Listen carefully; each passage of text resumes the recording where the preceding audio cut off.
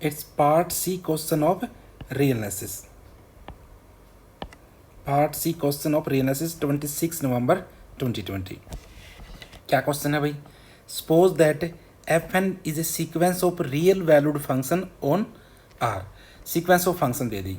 Suppose it is converges to a continuous function, कि continuous function को converge करती से वो फंक्शन क्या है एफ, यूनिफॉर्मली, और यूनिफॉर्मली कन्वर्स करती है on each closed and bounded subset of are. Full R के ऊपर नहीं कहा कि आर का कोई भी क्लोज एंड बाउंडेड सबसेट ले लो, उसके ऊपर क्या करती है? यूनिफॉर्मली कन्वर्स करती है।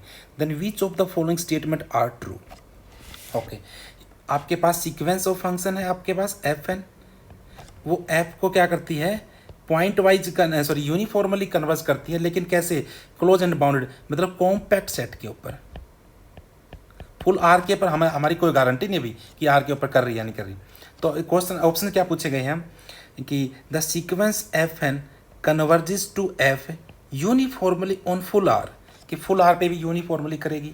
Second option is the sequence F N converges to F pointwise on R, कि पॉइंट वाइज कर जाए भाई, यूनिफॉर्म की कोई गारंटी नहीं।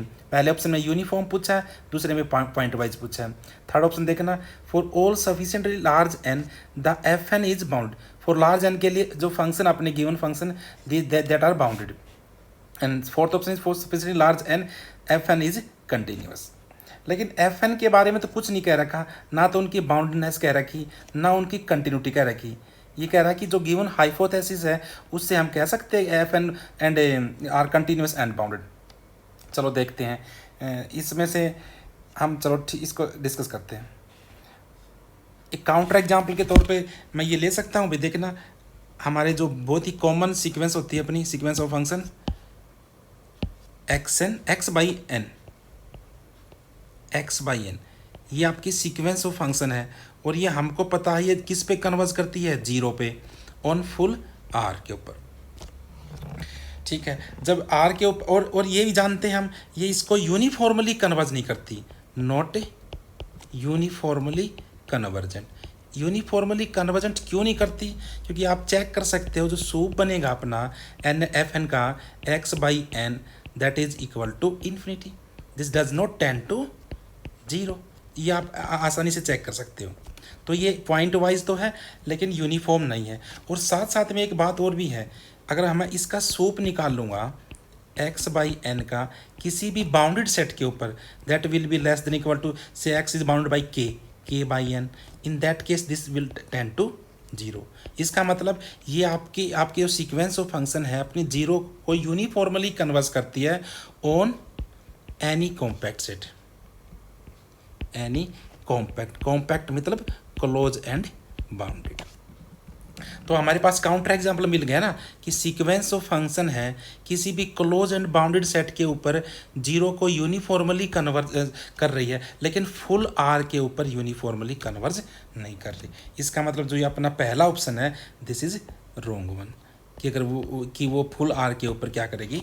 यूनिफॉर्मली कन्वर्स करेगी। अब आती है क्या फुल आर के ऊपर वो पॉइंट वाइज करेगी? ये ठीक बन जाएगा। क्यों? कि सपोज कर लेते हैं ये अपनी रियल लाइन है, ये आर है। पॉइंट वाइज का मतलब क्या है? इसके हर पॉइंट पे क्या कर जाए? कन्वर्ज कर जाए। जैसे कि आपने कोई भी आर्बिट्ररी पॉइंट चूज कर लिया, स्टार ये पॉइंट जो भी है, तो ये कोई भी पॉइंट किसी न किसी क्लोज एंड बाउंडेड इंटरवल के अंदर तो कंटेन होगा ही। इस टाइप का हम किसी भी पॉइंट को किसी क्लोज बाउंडेड इंटरवल के अंदर बंद कर सकते हैं, लेकिन कॉम्पैक्ट सेट के ऊपर तो क्या कर रखी है?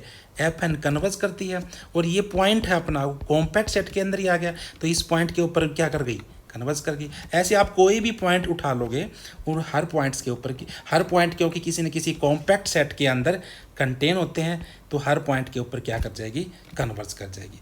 तो इसलिए अपना सेकंड ऑप्शन क्या बन जाएगा? This is correct one. Okay, third and fourth के लिए भी शायद काउंटर एग्जाम्पल देखने पड़ेंगे, क्योंकि एफ एन के बारे में डायरेक्ट हम कुछ नहीं कह सकते ना भाई, कि वो ना तो फुल आर के ऊपर यूनिफॉर्मली दे रखा, तो कॉम्पैक्ट के ऊपर यूनिफॉर्मली दे रखा कि एफ एन बाउंडेड होंगे या ये तो इसी में काम कर जाएगा ना अपना। पहले थर्ड ऑप्शन के लिए काउंटर एग्जाम्पल यही कर गया अपना। ये एफ एन अपने एफ एन क्या अपना? F N is equal to X by N, ये तो बाउंडेड नहीं है आर के ऊपर, तो ये कोई चाहे F1 ले लो, चाहे F2 ले लो, चाहे F3, जैसे कि F7 है, वो क्या बन जाएगा x/7। ये तो फुल आर के ऊपर क्या है, अनबाउंडेड, इसका सुप्रीमम कितना है, इन्फिनिटी है। ठीक है, तो थर्ड वन के लिए तो काउंटर एग्जाम्पल ऐसे ही मिल गया, so this is incorrect one. Okay, fourth option is for sufficiently large and the function fn is continuous. इसके लिए आपको काउंटर एग्जांपल देना पड़ेगा कि fn डिसकंटिन्यूअस है लेकिन कंटिन्यूअस फंक्शन को क्या कर रही है, कन्वर्जेंट है। तो उसके लिए हमारे पास बहुत सारे एग्जांपल हैं, जैसे कि मैं ले लेता हूँ fn, ले लेता हूँ मैं fn x is equal to say 1/n and 0 को ले लेता हूँ जब x क्या हो, नॉन जीरो, और इसको लेता हूँ x इज इक्वल टू 0। ये तो क्लियर कट है कि ये 0 पे क्या है, डिसकंटिन्यूस फंक्शन है। पहला फंक्शन भी f1 भी डिसकंटिन्यूस है, f2 भी ये सारे फंक्शन 0 पे डिसकंटिन्यूस है। ये डिसकंटिन्यूस फंक्शन की सीक्वेंस है, लेकिन इसकी लिमिट निकाल लोगे आप, as n tend to infinity क्या बन जाएगा, ये भी 0 बन जाएगा, ये भी 0।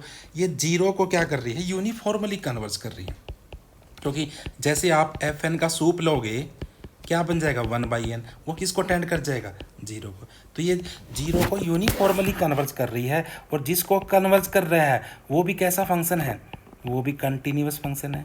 जो हाइपोथेसिस के अंदर दे रखा है सारी बातें होगी कि यूनिफॉर्मली कन्वर्ज पूरे आर के ऊपर है तो कॉम्पैक्ट के ऊपर भी हो गया, और जिस फंक्शन को यूनिफॉर्मली कन्वर्ज कर रहा है वो भी कंटिन्यूअस हो गया। लेकिन fn तो कहीं कंटिन्यू, fn तो सारे फंक्शन, एक भी फंक्शन इनमें से कंटिन्यूअस नहीं है, सारे 0 के ऊपर डिसकंटिन्यूअस है। इसलिए अपना फोर्थ ऑप्शन भी क्या हो गया, रॉन्ग हो गया, कि ये कोई ज़रूरी नहीं कि सारे fn या फॉर लार्ज एन कुछ fn क्या कर जाए, कंटिन्यूअस हो जाए। So only correct option is second one, that is B option. Okay, thank you.